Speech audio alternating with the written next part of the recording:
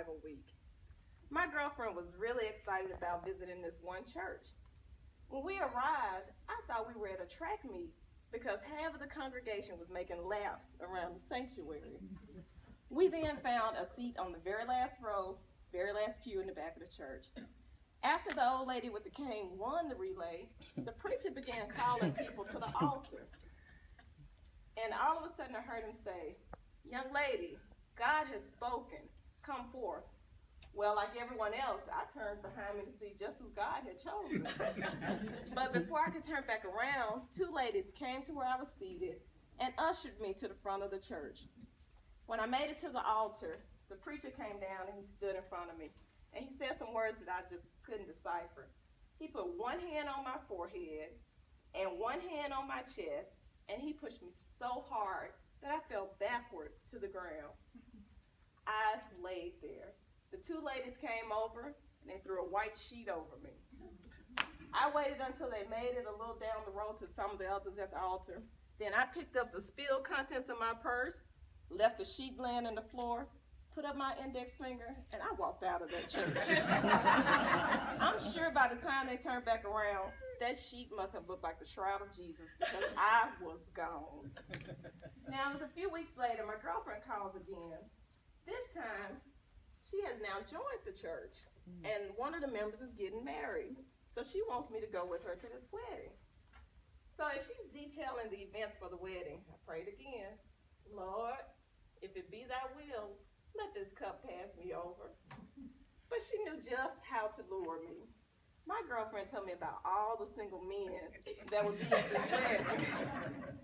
And she knew that I love to go to these type of events because we would go to our local bar once a week for singles night. So off to the wedding we go. Okay, we make it to the church. We're pretty much late because by the time we walk in the church, the preacher is at the part of the sermon where he says, "If anyone know why these two should not be married, speak now or forever hold your peace." Well, the little old lady with the cane stood up, and she said, "I'm the owner of a local bar, and a few nights ago, I saw the groom and that Jezebel hugged up all evening." She was pointing at me. I took a look at the groom, and I hung my head. The bride began arguing with the groom began arguing with the bride's family began arguing with the groom's family. I put up my finger, and I walked out of the church. Of course, it wasn't long before my girlfriend calls again. This time, one of the members in the church has died, and so she wants to go to the graveside service. So as she's telling me how she and this member have become so close in these few months, I prayed one final time. I said, "Lord, if it be thy will, let this cup pass me over."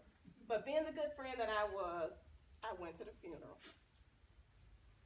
As we pull up to the cemetery, we can see the whole congregation is under one large tent.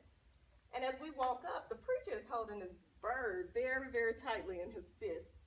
And once we take a seat, we can hear him begin his eulogy. And he said, "Just the other day, I heard David say, 'If I had wings like a bird, I would fly away.'" And he threw that bird so high into the sky that it came crashing down to the earth.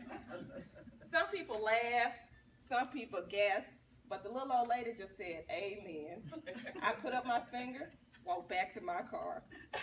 Now, of course, it wasn't too long thereafter that my girlfriend called to say that the church was about to have a picnic coming up. And so as she's talking, I'm thinking of all the ways that this picnic would and could go wrong. Before she could finish, I stopped her. I said, "Girlfriend, your cup has run it over."